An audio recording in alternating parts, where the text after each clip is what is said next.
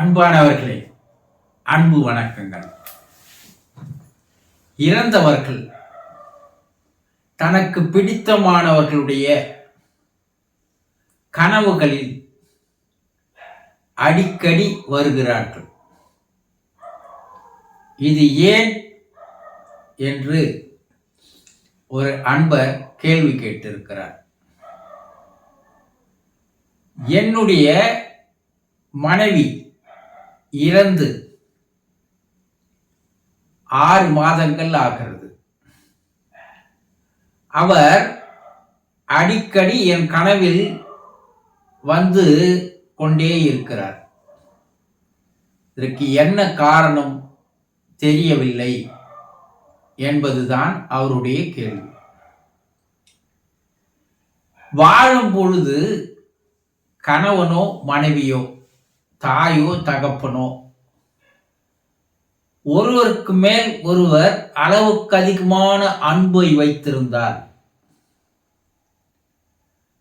அந்த அன்பானது மரணம் என்ற பிரிவின் மூலமாக பிரிக்கப்படும் போது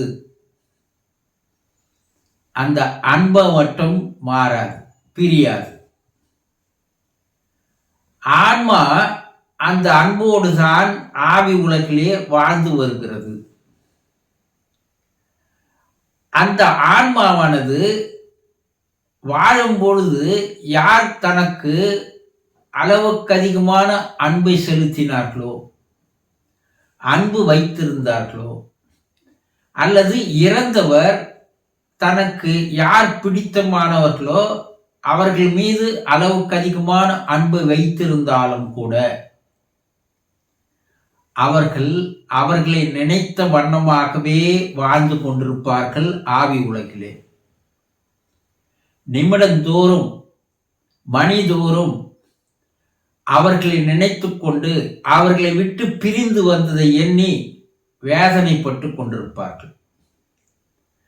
அவர்களுடைய நினைப்பு, எண்ணம், சிந்தனை பூமியில் இருக்கின்ற அவர்களுடைய அன்பானவர்களின் கனவிலே வந்து தன்னுடைய அன்பை தெரியப்படுத்துகிறார்கள். நேரடியாக அவர்கள் பகல் பொழுதில் தன்னுடைய அன்பை தெரியப்படுத்தினாலும் கூட பூமியில் வாழ்கின்ற நாம் அதை புரிந்து கொள்ளுகின்ற அளவிற்கு நமக்கு அந்த புலன் நுண்ணறிவுகள் வேலை செய்வதில்லை. ஆவி உலகிலே இருக்கின்ற ஆன்மாக்கள் இரவு நேரங்களில், அதிலும் விடியற்காலை என்று சொல்லுவார்கள், விடியற்காலைக்கு முந்திய பொழுது என்று சொல்லுவார்கள், அந்த நேரங்களில்தான் அவர்கள் பூமியை நோக்கி அவர்கள் அனுப்புகின்ற அந்த நினைவலைகள், எண்ண அலைகள் பூமியில் வாழ்கின்ற மனிதர்களிடம் வந்து கனவிலே அது தெளிவாக தெரியப்படுத்துகிறது என்று ஆவி உலக ஆராய்ச்சிகளும் சரி, மருத்துவர்களும் சரி தெரியப்படுத்துகிறார்கள். கனவில்தான் இறந்து போனவர் தனக்கு பிடித்த அன்பானவரோடு தொடர்பு கொள்ளக்கூடிய நேரமாகும். அந்த நேரத்தில் தான் நாம் இரவில் தூங்குகின்றோம். அது நமக்கு கனவாக வரும்பொழுது அந்த கனவிலே அவர்களுடைய நினைவலைகள், அவர்களுடைய உருவம் எல்லாம் நமக்கு கனவிலே தெளிவாக தெரிகிறது. ஆகவே அந்த அன்பு இருக்கும் வரை தனக்கு பிடித்தமானவர்களிடம், அன்பானவர்களிடம் அவர்கள் சில செய்திகளை அனுப்புகிறார்கள், பேசுகிறார்கள்.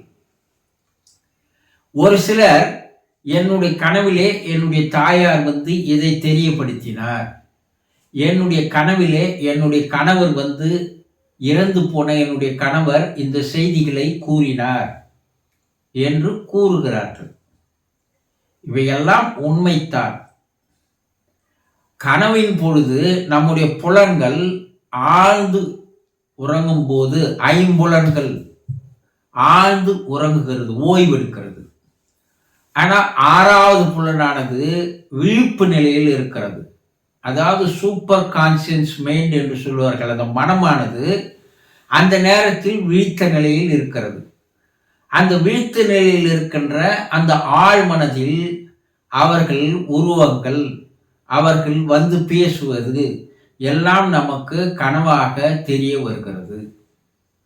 ஆக இறந்து போனவர்கள், தனக்கு பிடித்தமானவர்கள், தான் அன்பு செலுத்தியவர்கள், அன்பு வைத்திருந்தவர்கள், அவர்களுடைய கனவிலே அவர்கள் வருவது என்பது தன்னுடைய அன்பை பரிமாறிக்கொள்வதற்கும், தன்னுடைய நிலையை எடுத்து கூறுவதற்கும், சொல்ல முடியாத செய்திகளை, வாழும் பொழுது சொல்ல முடியாத செய்திகளை அப்போது தெரியப்படுத்துவதற்கும், அதே நேரத்தில் தன்னை மறந்துவிடக்கூடாது என்பதை அவர்களுக்கு நினைவுபடுத்துவதற்கும், தன்னை அந்த நிலையிலிருந்து, சில இக்கட்டான நிலையில் சில ஆன்மாக்கள் இருக்கும்.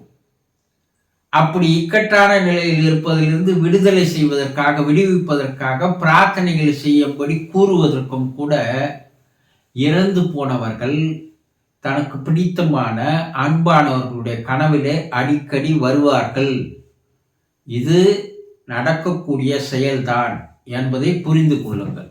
சந்தோஷம்.